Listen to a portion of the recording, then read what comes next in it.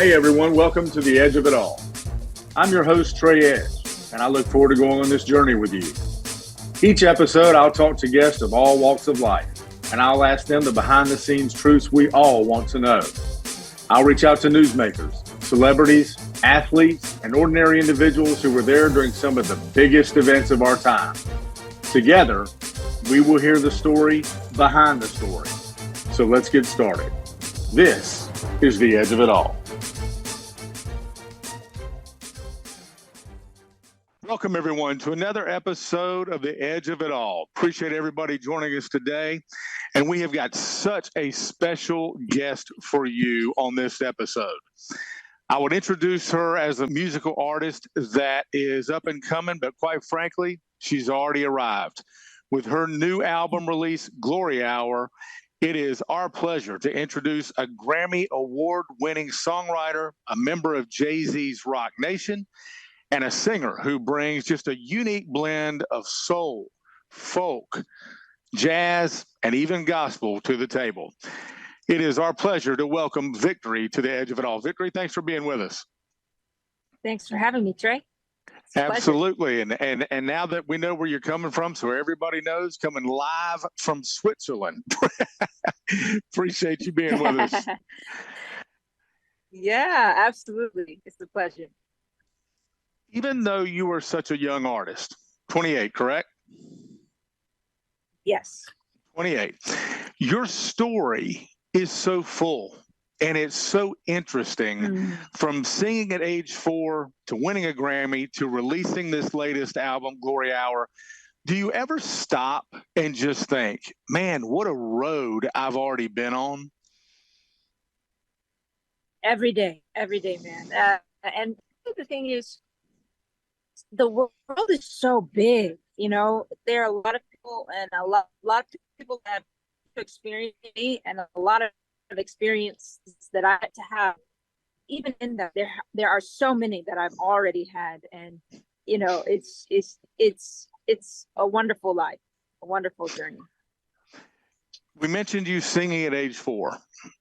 You were obviously, you were from a musical family, from Detroit. 9 siblings, your parents were in the music business. I think it was safe to say, I mean, you fought your way into, I believe, a choir at age 6. Fair to say you were just born to sing? I believe so. I had to cut everyone else of that, though. And that was how I really got my start, was when convinced, like, going out to convince my parents and all the other grown people that, you know, I deserve to sing, I'm born to sing. And then once they gave me a shot, I didn't let them down. I had this this understanding that singing is not a right, it's a privilege. It's something you get to do.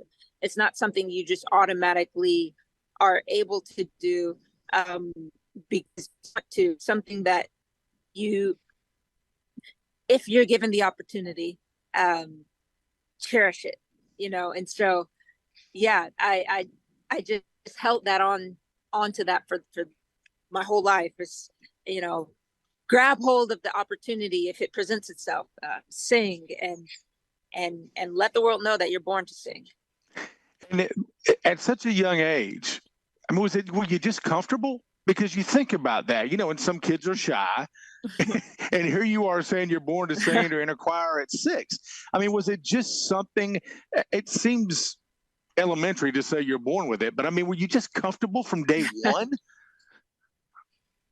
Well, one thing about me is that it has something to do with my name, you know, with my name being Victory. And when someone presents a challenge, it's some part of my psychology is out to prove that I can overcome the challenge. And so the challenge was, you're a baby, you're not old enough to sing, you can't sing, babies don't sing, babies want to play, babies take naps. That was the challenge. And my thing was, I am big enough to sing, I am, it was basically, I wanted to demonstrate that I was the most disciplined, the hardest worker, the most deserving, the best tone quality. Like I worked extra hard at it because I didn't deserve to sing, apparently, because of my age. And so I had to earn that right. And so that was, if I was probably a regular kid without the name Victory, then maybe it wouldn't, that trick wouldn't work on me, but it did. Here we are. Well, yeah, and 24 sometimes years names, later. right, and names tell a story sometimes, so that speaks for itself. Yeah. Moving Exactly. forward in your life, your family moves to New Jersey. For you, I believe you and four of your Yeah. siblings, form Infinity's song, and you guys are singing around New York City, tourist attractions, maybe Central Park, subway platforms, all this kind of stuff. Maybe you do that for about 10 years or so, if my math's correct, before your big break comes. Yeah. How did that experience form you as a person and the kind of music that now we see coming out of you?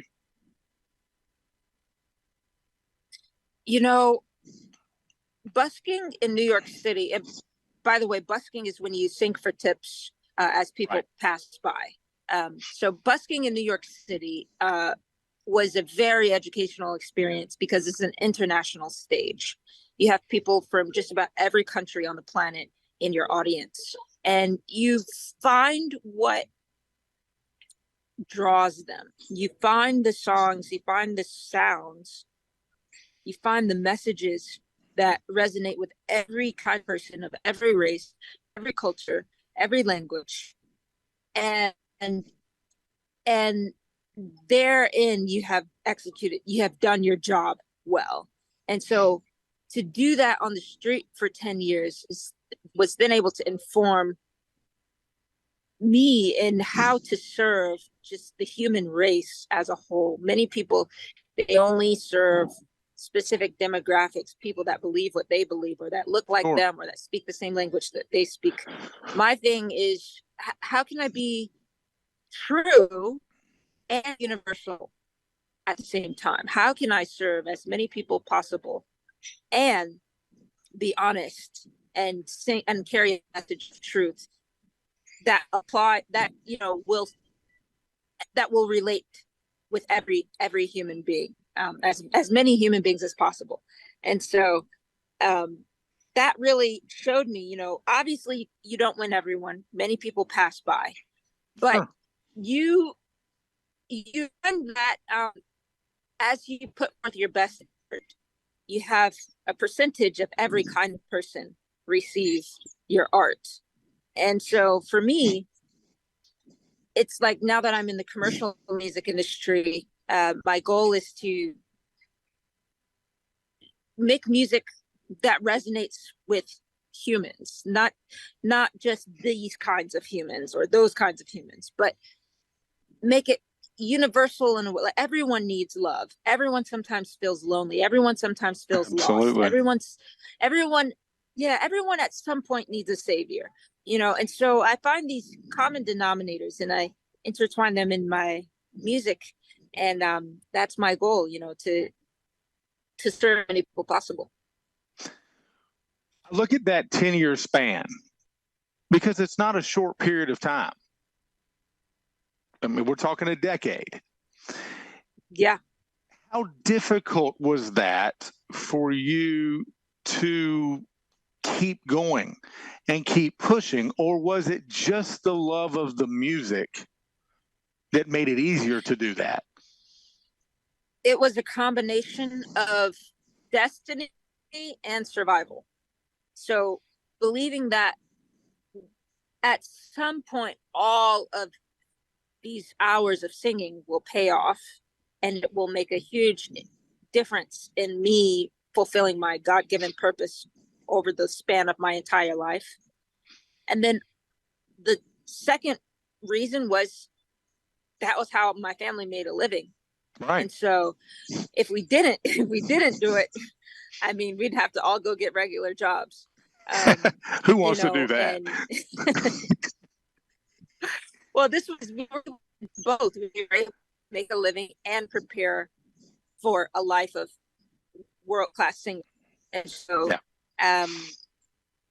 even though it's unconventional, it was still very much served two very big purposes. Out of that came exactly what you said.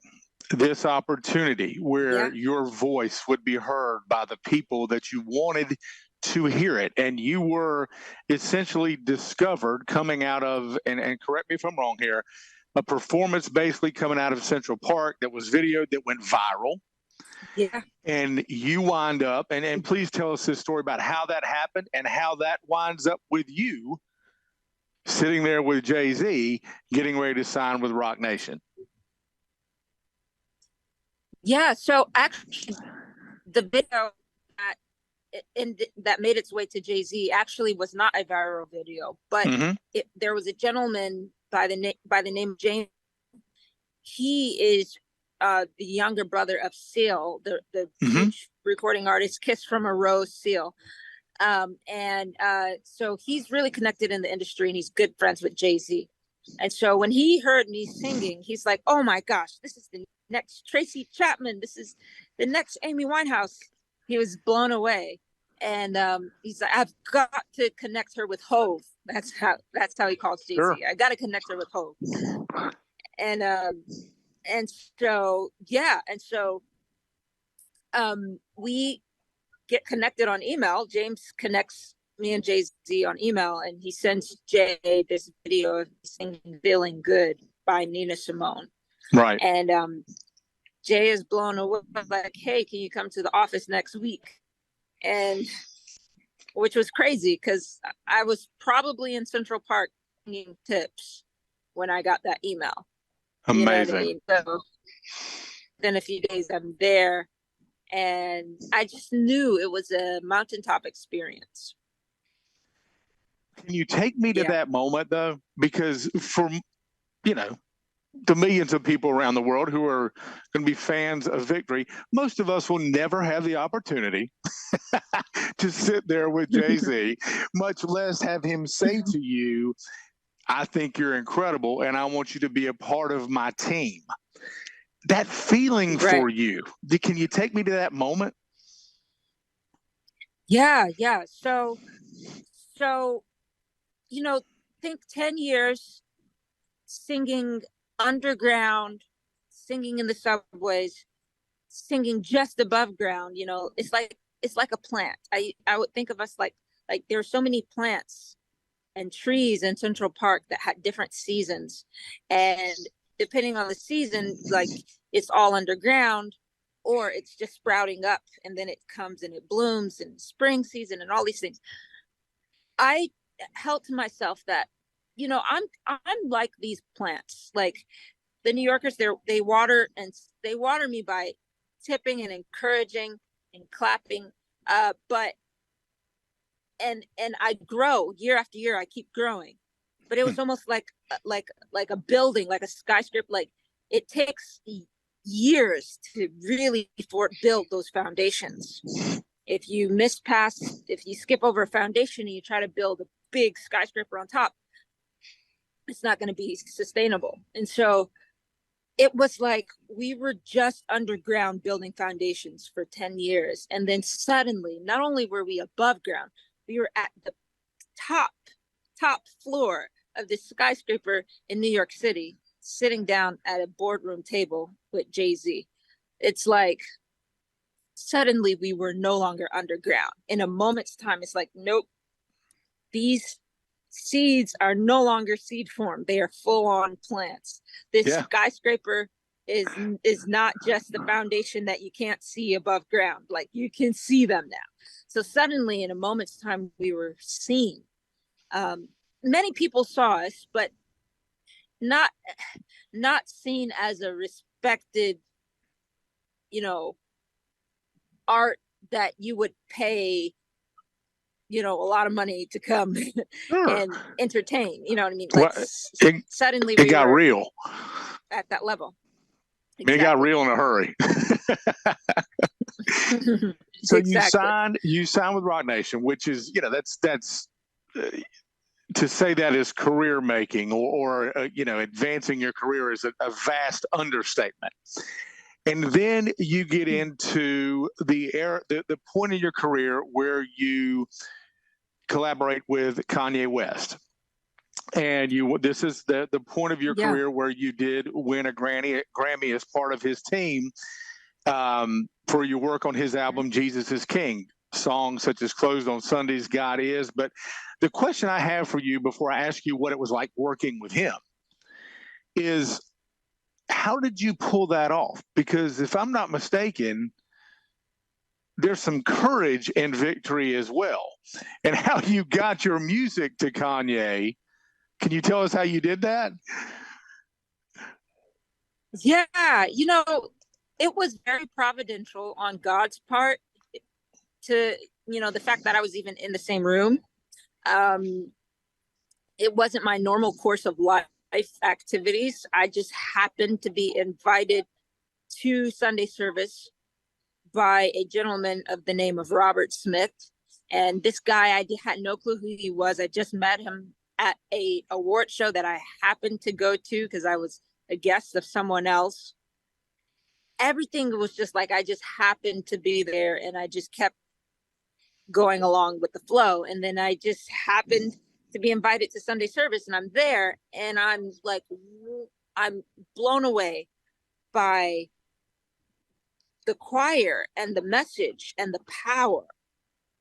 It was the fullness of the gospel from the top of this celebrity pop culture, right? And in full excellence. I was blown away, and I said, I don't know how I got here or why I'm here, but I know that I'm here and I need to be a part of this in some way. And so right after the service, I just walk up to Kanye and I introduce myself, and I tell him about my album. At the time, my latest album was The Broken Instrument, and I told him he needed to hear it, and he was like, I'm busy right now, I can't do this. But then I told him, well, I can perhaps send the album to Robert Smith, because I thought the guy who invited me was a part of his team. And when I said Robert Smith, he thought I was talking about a different Robert Smith who happens to be a billionaire famous. That matters. Yeah, but I didn't know the Robert Smith he thought I was talking about. I just was saying, I'll give my album to Robert Smith, who invited me. But when I said the name Robert Smith, he was really impressed. He was like, oh, wow, I really got to hear this girl. And he's like, well, if you know Robert Smith, sorry, the waves are rolling here.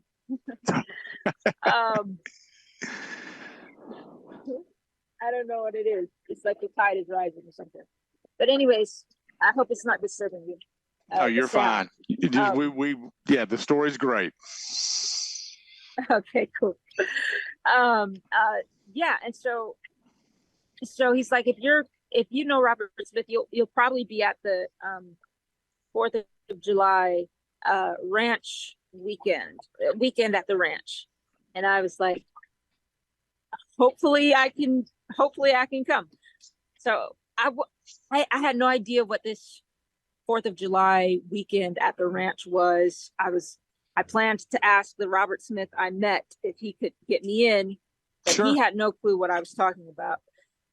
It turns out I was booked anyway on the 4th of July weekend to sing at a private event. I later found out that private event I was already booked to perform was a ranch, and it was owned by billionaire Robert Smith. Crazy. And so I had never met him before. This is why I'm saying it's a God thing. It's like a providential, there's no way you can make this up. And so once I find that out, I'm like, oh my gosh, I'm going to sing my songs live for Kanye in person, and I've got to be ready because he's going to be there at the ranch. And so I get ready, and when I perform at the ranch, Kanye is not anywhere in sight. And so I just forget about it, and I focus on delivering a good performance for the audience. And at the tail end, I sung all of my songs in my repertoire except for my song Broken Instrument. And Kanye walks in right before I sing Broken Instrument, which was my last song. He sits down in the front row. And I was like, this couldn't have been, you couldn't plan this. Right. So Perfect. I sing that song like it's a destiny moment. I get a standing ovation. Kanye comes up to stage afterwards and says, I've got work with you. Then, so then we were in the studio together, and then within a month, and we started working on Jesus is King together after that. And then the rest is history. We end up winning a Grammy for it. The part of that story that I find amazing, and it's an incredible story of, like you said, destiny and you know, like you said, God's providence and everything that you feel brought you to that moment, is the part where you went up to him and said, you need to hear my music, because not everyone would have I keep going back to this courage thing. Not everyone would have the courage to do that. We talked about it when you were a little kid and said, no, I want to sing in this choir now, not when I'm at the age limit. And now here you are going up to Kanye and saying, I think you need to hear this. It's a common theme, because not everyone has that within him to especially approach someone like a Kanye West. I mean, it takes guts. Yeah. But also, what's the worst that could happen? Yeah. No. Good point. Like, he said no. Yeah. I mean, got to take a shot. Exactly. You know, and here's the thing. He did basically say no. But at least I took the shot, because then the door opened up 2 weeks later, and I was able to make that connection even more strongly because of the fact that I took that step of faith in the first place. And so right. we just have to live by faith, even if it looks as if we're losing. You know, we have to still believe that it matters. And what if the only thing you're responsible for is taking this step?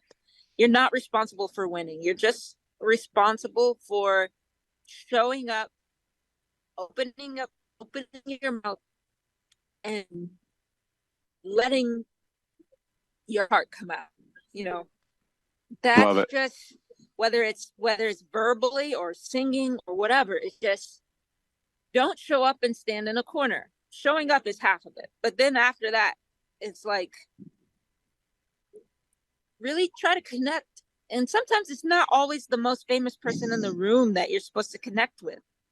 Sometimes it's the person you have no clue who they are, and they're sitting right next to you. And, you know, just respecting the value of all the human beings around you, and what would happen if we coordinated efforts and talents and skills, and we could do anything. We could create anything. Absolutely. We could be amazing. So. And, you know, here the show's the edge of it all. So, you know, it's in the story behind the story. So you getting your story and kind of what happened behind the scenes to get you to where you are now is what we love to do. And we talked about, you got to this Grammy moment. And the question I have about that is, sure, I want to ask you about that experience, of course, and feel free to tell us what that was like. But for you, was that the moment where you felt, okay, I've made it? Or define for me what making it in this business means to you. I definitely didn't feel like I made it. I remember being in my studio and reading an email saying that we won. And then I was like, I told my engineer and my collaborators in the studio, I'm like, you still go back to individual. I only feel like. Hello? Not sure what that was, but we're still here. Okay, cool. Yeah, I said, hey, I think I won a Grammy. And they're like, you won a Grammy? I said, I think so. I'm like, it says Jesus is King, the winner of the Contemporary Christian Grammy. They're like, that means you won. I'm like, oh yay, I won. And then that was it. And then it was like, let's get back to work. There you go. We are working, like, the thing is, a lot of times we don't get celebrated when we need the celebration. Like, I would have loved to have a whole party at when that album crossed the finish line and it was released.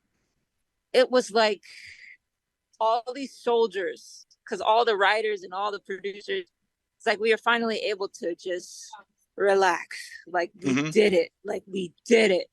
And that was when we really needed to be celebrated and championed. A Grammy came well over a year later, when we had done so many other projects and moved on to so much more life. And it's like the world is usually late to celebrate the most significant victories you've won in your life. And so I've taken this principle and I've really learned that I have to become good at celebrating myself, because most of the time it's going to be like, just think of it like this. Think of if someone found the cure for cancer, they're in their lab, no one else is in their lab with them. It's just them and all of their drugs or whatever they're like formulating.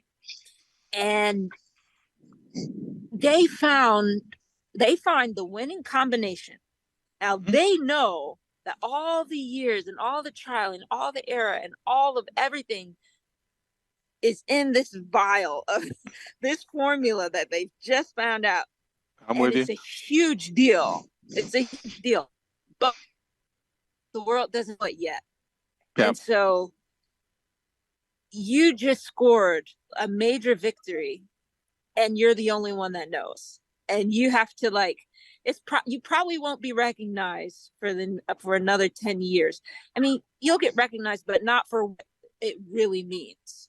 You know what I mean? And so it's like, if you're doing it for the recognition, you won't survive making impactful work, because usually the recognition is not there when you succeed. Great point. It takes time for the world to catch up. And so, it was like it was almost like I mean, we should have won. I mean, I felt like we won the day we finished, and it's not like a condescending kind of thing. It's more of like we were winners ever since that day we finished. In this business that is so hard to make it in, what sets victory apart, other than just this incredible voice? What makes you different? Well, I would say my faith. And I'm not even just talking about religious faith, although that is a big part of it. You have a lot of people that believe in God but do not believe in themselves. I'll say that again. We have a lot of people that believe in God but do not believe in themselves. They don't have faith. And then you have some people that don't believe in God, but they believe a lot in themselves, and they get a lot more done than people that believe in God. Very true. Very true. It's faith. Faith is your ability to believe in that which you do not see, as if it's already done. You know what I mean? It's like I ran a marathon once, and I was not trained to run a marathon, but I believed that it was already done before I started. And so I just didn't let anything undo the fact that it's like, there's no way I'm not finishing, because I've already finished, and I'm just collecting what's already done. It's like, I'm not going to let anything come into my mind that will undo, even if it's, oh, well, you're just so weak and tired. No, it's like, we're going to finish. And so that's not to boast on myself. It's because the Bible says that Jesus is the author and the finisher of our faith. There have been many times when I I just didn't see it, and I was just tired, or I've been going so long, or I just don't have the capital, or whatever it is. And I've stalled projects and all sorts of things. I didn't have like this unction of faith to just go, go, go. Right. But I know the one who can give me faith. Sometimes we just don't have it. We might have enough faith to start, but we don't have enough faith to finish. I've been in all of those places. I think we all have. Yeah. Yeah.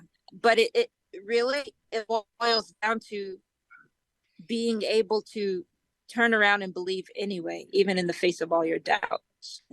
Sometimes you can't find that belief. And so what I do in that moments like that is I look to the author and the finisher of my faith. I look to Jesus, and he gives me that faith. I love it. And you are so strong in the that faith faith that I need to finish. Yeah. You are so strong in that. Yeah.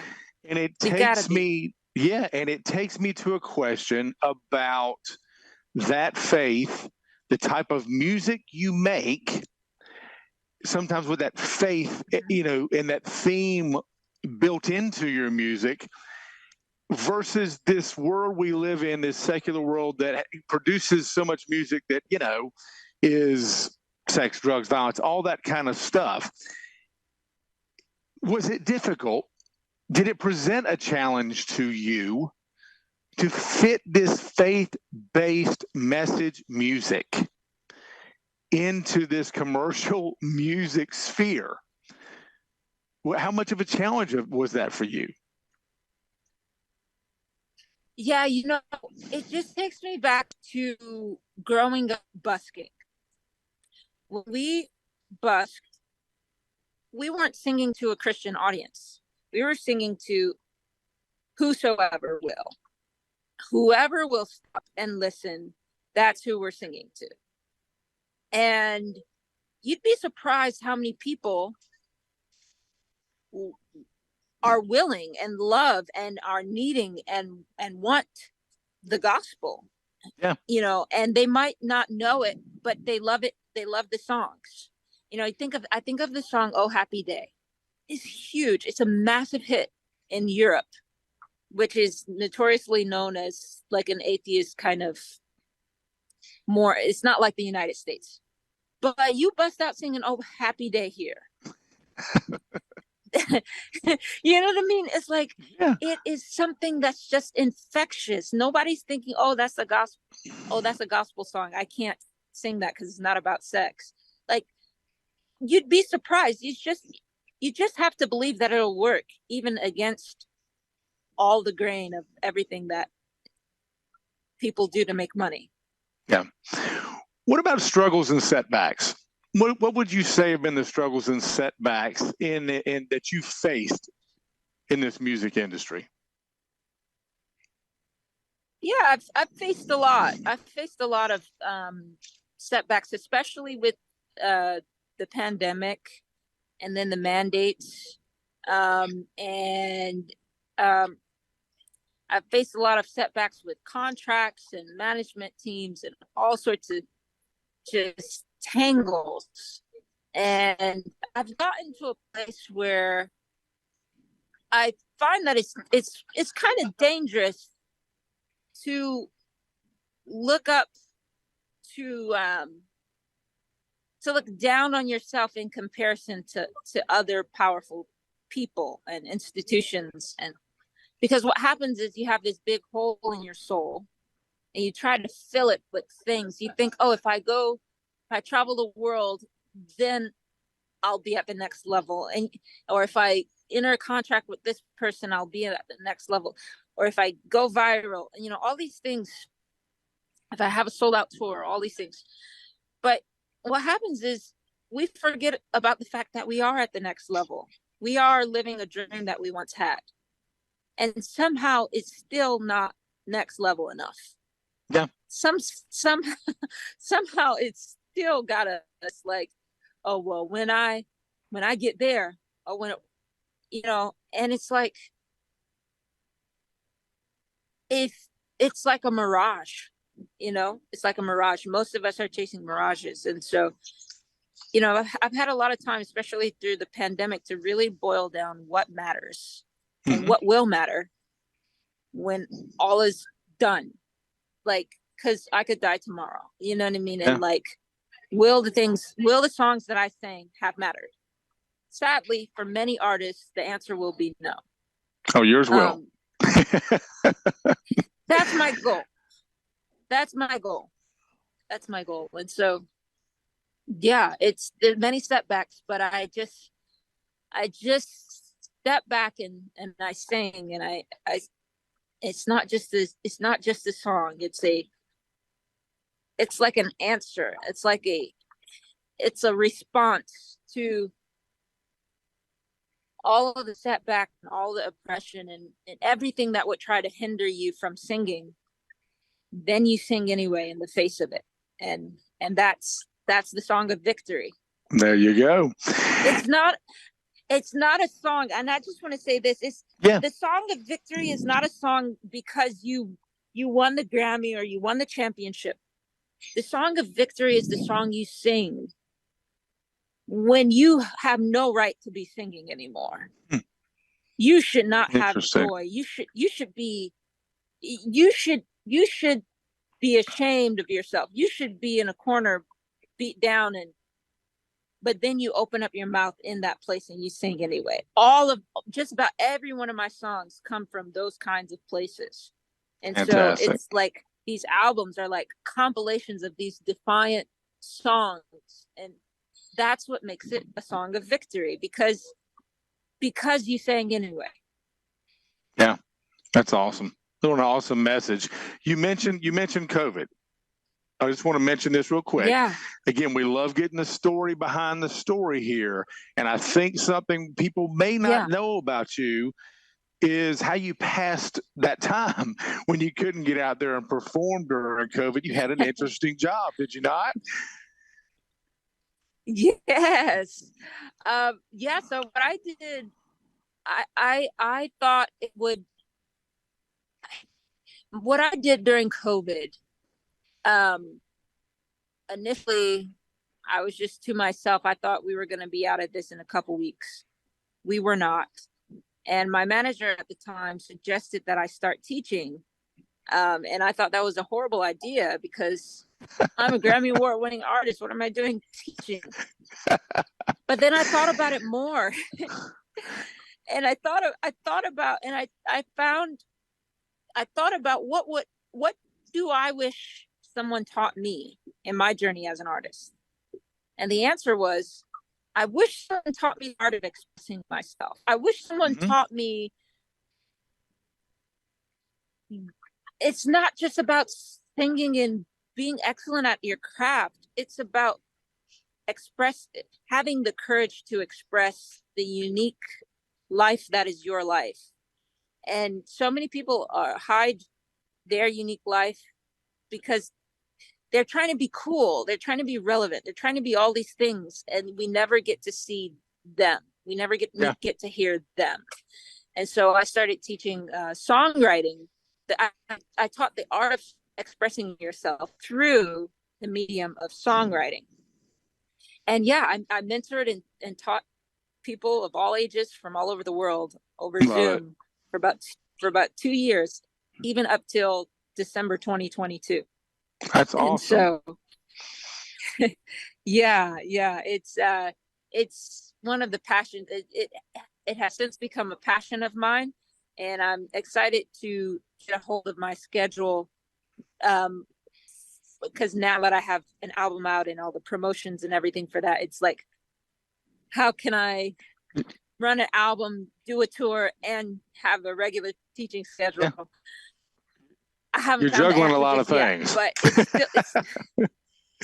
it's exactly. But it's still very much a passion of mine. What's it like? And this is the fan question that gets into. Again, we're talking with Victory here on the edge of it all. Appreciate her being with us. You know, when somebody just says, "Hey, what's it like to work with Jay-Z?" Just a brief, short answer. What would you tell them? Well, to tell you the truth, I don't know what it's like to personally work with him, but I was signed by him and now I work with his staff. There you go. And so I haven't been in the studio cutting tracks with Jay-Z. That's not something that I've ever done, but I'm sure it's awesome. Well, same question with Kanye. Kanye, you can on the answer other that hand, then. Yeah, that one was the most educational music experience I don't want to say I've had in my life, but it was very close. It changed my life. Because I got to see Kanye, the thing that makes him brilliant is that he unashamedly expresses exactly what is his life. Right. He's not trying to be cool. He just is cool. Some people, you can hear in their sound that they are trying to be cool. And Kanye is like, I define what cool is. I invent what cool is. Like, it's just himself. And I believe that if every person had that level of confidence in themselves and their ingenuity in the way that God made them, I believe that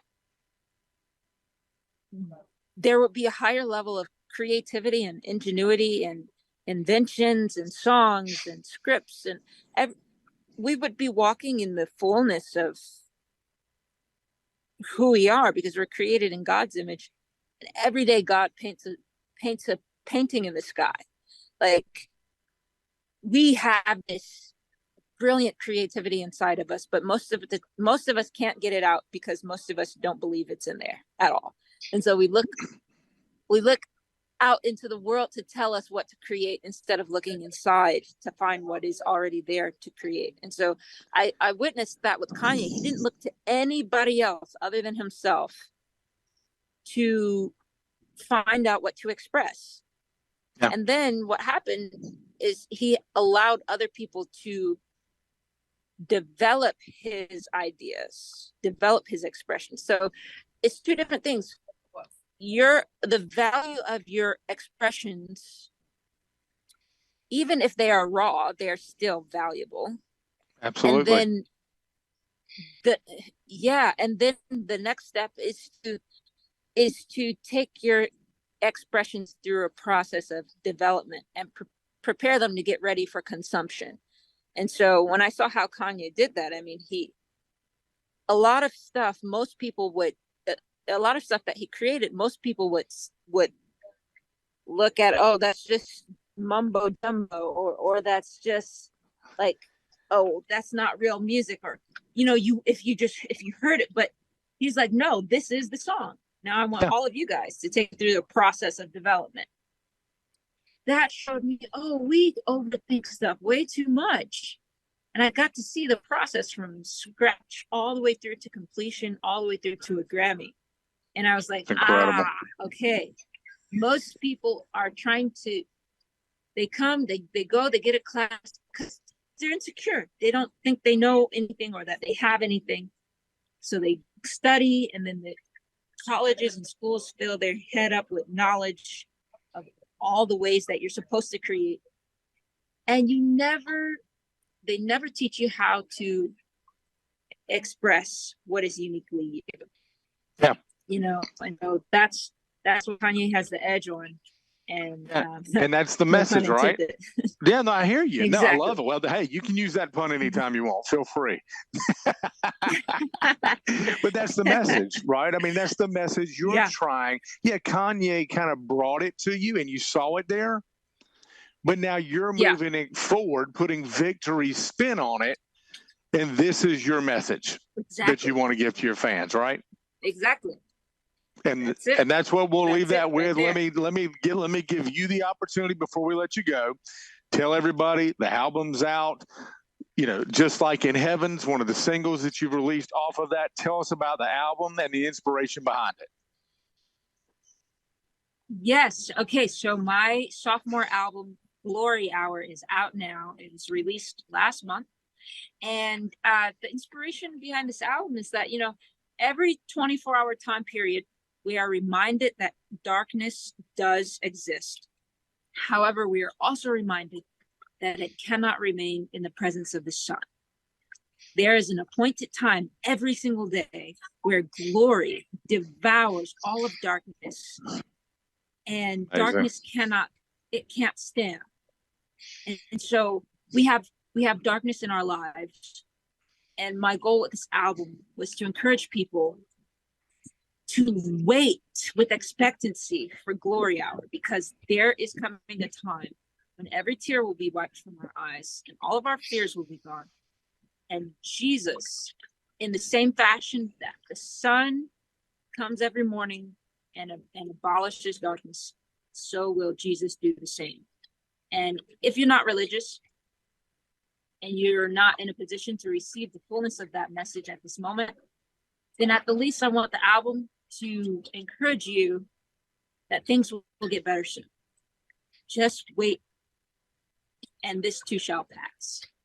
I love it. And I have to say, you know, we started this interview talking about what has already happened in your life at age 28. You are the positivity and the wisdom that you bring in an interview like this is quite frankly refreshing. And the positivity and the music and everything else that I've had a chance to go and listen to is quite frankly, I think it's needed. And I just think it's an incredible accomplishment to be where you are, but to stick to the message that is your message is perhaps the most impressive thing. And we can't thank you enough for coming on the edge of it all and sharing that story and that message with us. Oh, well, it's my pleasure. Thank you for having me, Trey. Absolutely. One more thing. Where do you want people to follow you? Yeah, you can follow me on any digital platform. Just look up Victory Boyd, Boyd. That's how you spell my last name. Okay. Well, thank you so much for stopping by. Hopefully we'll have you again. So much more we could talk about, but thank you for coming on the show. Everyone, go listen to Glory Hour and appreciate Victory. That'll wrap up today's episode of The Edge of It All. Please listen to us on UBN Go International Network or wherever you get your podcasts. We are available across all podcast outlets. Thanks again, Victory. Appreciate you being with us. You're welcome. And appreciate her joining us today. Incredible talent, folks. Seriously. Get out there to listen to her music. I've had the pleasure of doing it lately. It's really incredible. Also, big thank you to our audience for listening to The Edge of It All, where you will get the story behind the story. Every other week, a new one with inside scoop you have never heard before. Till next time, everybody.